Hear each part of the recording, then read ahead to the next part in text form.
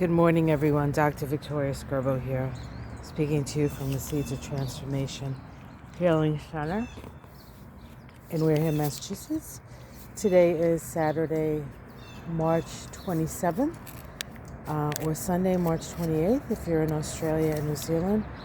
And the moon is in Virgo all day. Of course, that Virgo moon is very much a detail-oriented moon.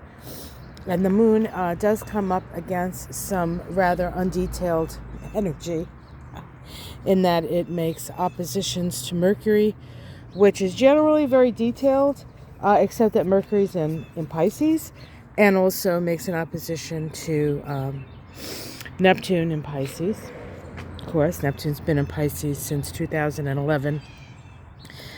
So every month when the moon moves into Virgo, it sort of makes that opposition to Neptune.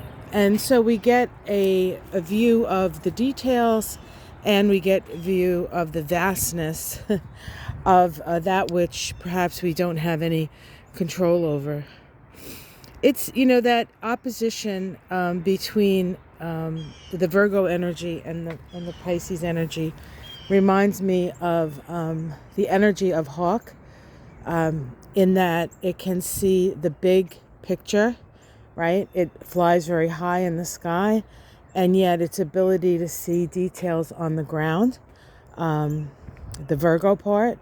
So it's a balance between those things, and an ability to access some of the more spiritual energies of that Pisces energy, whether it be through Mercury, or whether it be through Neptune.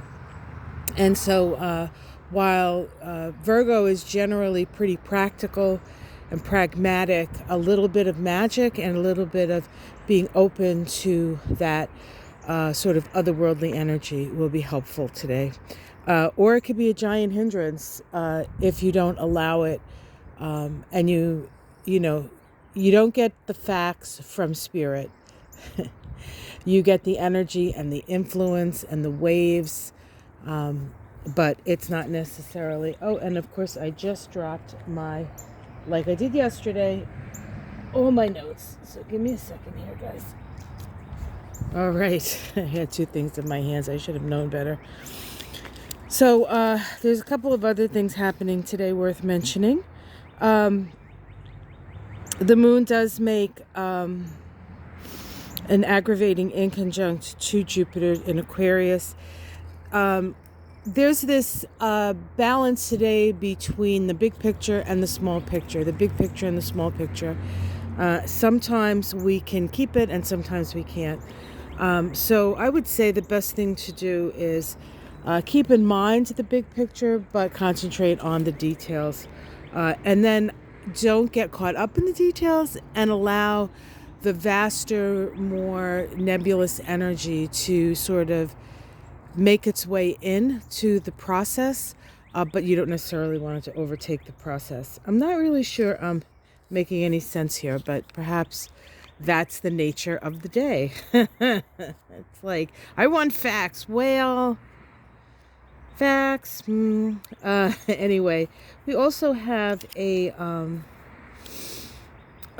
semi-square between the Sun and Jupiter. The Sun and Jupiter, back on the 11th of February, made its annual conjunction. That occurred at 13 degrees of Aquarius.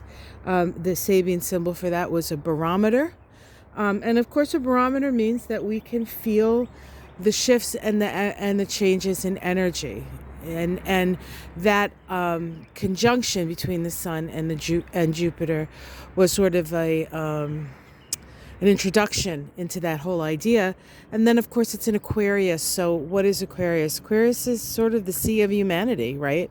And so it's an ability, this synodic cycle opens us up to a certain ability to feel the waves and to sense the changes and the shifts in the consciousness, actually, of humanity.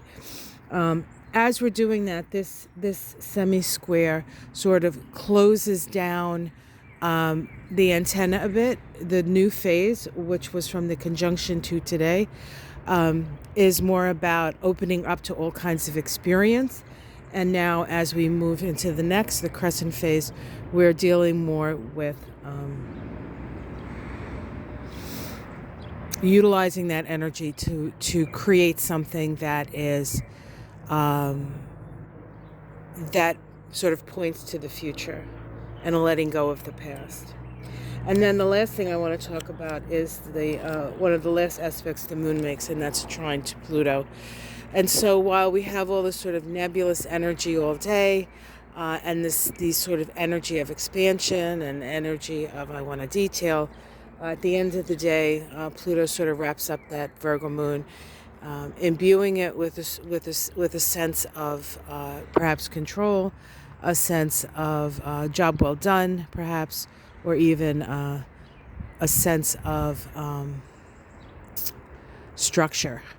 So it's a busy day, a worky day, as it were, as it always is when the moon is in Virgo. It's a good day to clean, actually, if you want to do that. I need to do that. Hopefully I'll have some opportunity today to get into some of that, cleaning and organization, preparing. I have classes on preparing, so I know I'll be busy today. So looks like a beautiful day here. It was rainy the last couple of days, just kind of misty and stuff. Didn't get a lot of rain, but had quite a bit of moisture. But the plants need it, so we're good with that. And things are popping up still. And at night, you can hear the spring peepers if I have an opportunity. Can't hear them now. Heard them yesterday. They were pretty loud, even in the middle of the day.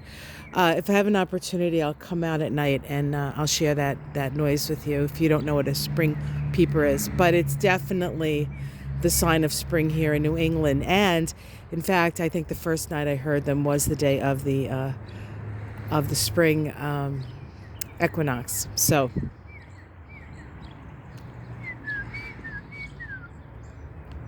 I think that's I don't know what that is. I think that might be a cardinal. All right, guys, take care, much love, and I'll see you again later. Bye.